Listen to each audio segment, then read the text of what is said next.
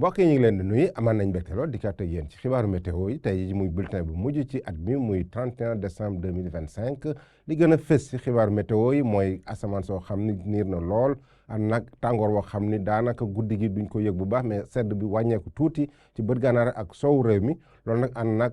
asamaan soo xam ni leer na bu baax ci gox-goxaan yu bëri mais nag à partir de 1er janvier nañu am ay niir yoo xam ne nañ ko xaw a am mu xaw a wàññeeku tuuti tàngoor bi nga xam ne dañ ko am tàngooru bëccëg boobu ñu xool nag nataal niir yooyu sax ci Afrique sowu jant lan lañuy jox niir yooyu nga xam ne dafa amoon ci asamaan si tuuti gànnaar bi la gën a am mais 1er janvier nañu am ay niir yoo xam ne doxantu dugg ci réew mi daal di nekk présent bu baax a baax mais nag ngelaw li nga xam day indi mbooyo mi fi ba tey di upp mais nag xaw a am tuuti penku réew mi tey ji ci guddi jëm ci ëllëg ñu xool lan la ñuy xaar ay asamaan soo xam dina niis ci guddi gi mais niis yi du bëri bu baax jant weer wi dina xaw a partagé ak bidéew yi tuuti rek mais nag tàngooru bëccëg guddi gi fi muy gën a fesee mooy côté Ziguinchor Sédhiou ba Kolda foofu fukki degré ak juróom-ñaar ba fukki degré juróom-benn la ñuy am Dakar nu am ñaar fukki degré ci guddi gi moom Mbuur ñooy yem fukki degré juróom-ñeent ñu am ko Thiès bu ñu demee ba Ndar tam fukki degré juróom-ñeent la ñuy am guddi gi na xaw a ñàkk tàngoor tuuti parce que ñaar fukki degré benn nañ ko am fu mel ni Bakel ñaar fukki degré ñaar ba ñaar fukki degré ñaar yooyu nañ ko am diggante Tambacounda ak Kédougou Matam na am fukki degré juróom-ñett ak niir yoo xam dina xaw a yemamaay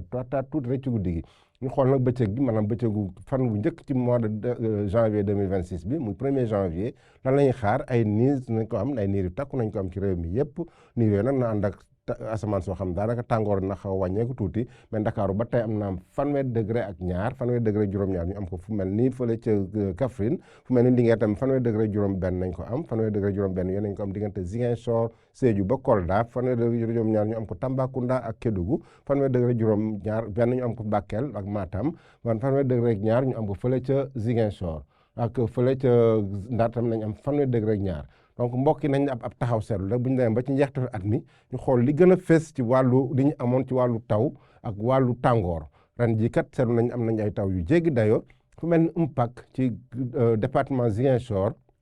le 18 août amoon nañ ñaari téeméeri millimètres ak juróom-ñaar fukk ak juróom-ñett foofu def na mooy taw bi gënoon ëpp dana ko taw ci benn fan Kaolack tamit amoon na ci 2 août fu téeméeri millimètres ak juróom-ñett fukk ak juróom-benn Gandiaye am téeméeri millimètres ak juróom-ñaar fukk ak juróom-benn ci 21 août fu mel ni Cikki ci département du Mbour tamit amoon nañ taw boo xam ci 21 août la amoon mais am na téeméeri millimètres ak juróom-ñaar fukk ak ñaar Ranérou ci département Ranérou ci goxu yoonu Furé ci département Ranérou amoon nañ téeméeri millimètres ak juróom-ñaar fukk le 6 septembre donc ay taw yoo xam jéggi woon nañ téeméeri millimètres ak juróom fukk amoon nañ ko ay taw yu xaw a bëri yoo xam ne ràññeel la noonu bu baax nawet bi ci wàllu tàngooru tamit tàngooru fi mu gën a tàngee ren ji 20 juin lañ ko am ci Kolda amoon nañ ñeent fukki degré ak juróom-ñeent tombal ñeent foofu mooy ndax kon jour bi gënoon tàng Kolda lañ ko amoon fi gën a féex nag maanaam sedd bi gën a am ren ji def naa 16 janvier 2025 lañ ko amoon ci Podor amoon nañ ba fukki degré donc température wàccoon na foofu ci Podor amoon nañ ay vague de chaleur nag